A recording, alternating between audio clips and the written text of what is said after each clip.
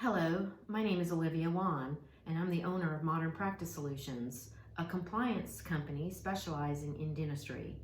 I am also a licensed attorney in the state of Tennessee and Kentucky. This is an informational video. We are living in unprecedented times. Our workforce is under assault by the coronavirus. I hope this video will walk you through some of the difficult decisions that we face as employers, particularly in the state of Tennessee. We have received numerous support calls over the last few days about laying off dental staff. I hope that we can walk you through this process, and if you have any questions, you're most welcome to send me an email or contact me. So the layoff process. ADA has recommended that all dental care be suspended unless it's an emergency procedure. As a result, dentists are laying off the majority of their staff members and keeping just a few on call for emergency preparedness or for some catch-up work inside of the office. So as a result, we're having to make this difficult decision in laying off employees, maybe something that you've not had to deal with in years past. Some of the states are removing the waiting period, and I'm happy to provide you guidance as we get that information. We anticipate this layoff to be approximately 2 to 3 weeks, maybe longer, but at least 2 weeks, based on the recommendations of not being around others and crowds and so on. So unemployment. In the state of Tennessee, we have a separation notice form, and I will have the links in this video for you.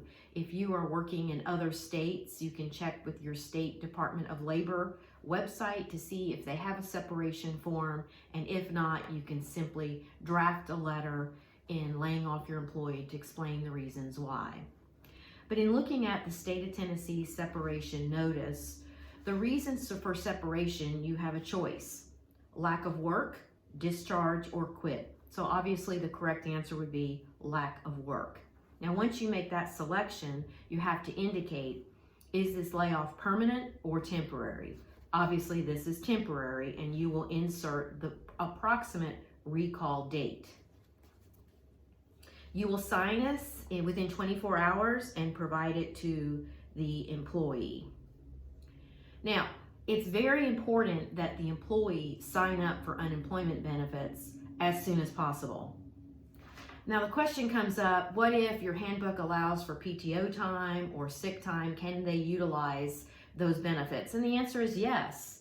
They can't be forced to take it or forced not to take it. But what's important to keep in mind is that if those benefits are paid, it will affect the level of unemployment compensation that they will receive.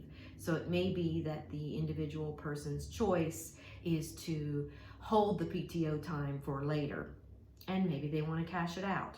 But that will need to be reported as wages that are earned.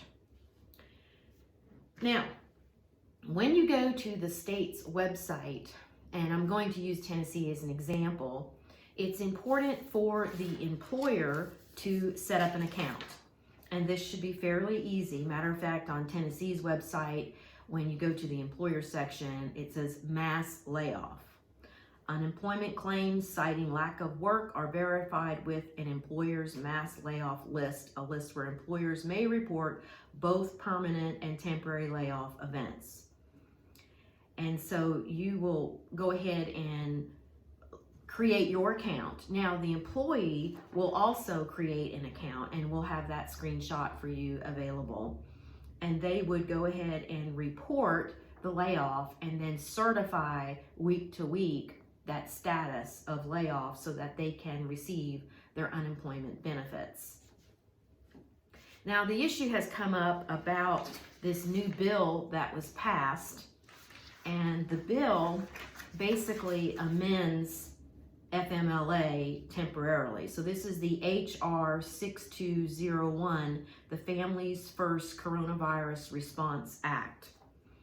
And under this amendment, it basically allows employers to provide paid leave to employees working for a business with fewer than 500 employees. So following the first 14 days of absence from work, workers who require further days of leave will be covered under the FMLA for up to 12 weeks, collecting about 2/3 of their pay on a monthly scale.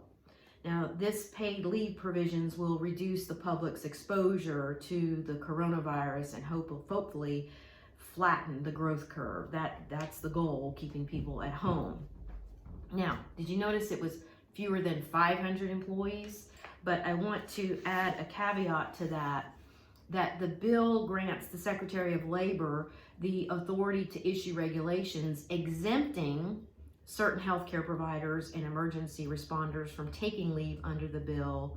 And it also has exemptions for small businesses, fewer than 50 employees, from the requirements of the bill if it would jeopardize the viability of the business.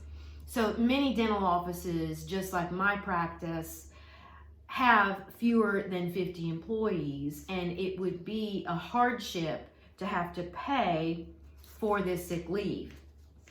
And so we continue to look for guidance on how we are to respond to these events. Now, I can tell you this, that if you are having to pay that sick leave, the government is offering tax credits so that you will see a difference in the taxes that you are responsible to pay. So there is some relief in sight. But we wanted to share this information. It makes sense if the dental office is closed due to these recommendations to suspend dental care unless it's an emergency. That's no fault of the employee. And so the employee qualifies to file a claim for unemployment insurance. Having been an employee and having been an employer, we understand the stress that it's causing on people, and we hope that we can get through this process as best we can. Our goal is to keep you healthy, to keep you free from the virus. Please watch for the updates. We'll continue to post on our Facebook page as well as on my pages of my website. So if you go to oliviawan.com and choose the dental site and review the blogs, we will try to keep it as current as possible. We really appreciate you watching this video. If you have any questions, olivia@oliviawan.com, or contact my office, 931-232-4529. Thank you.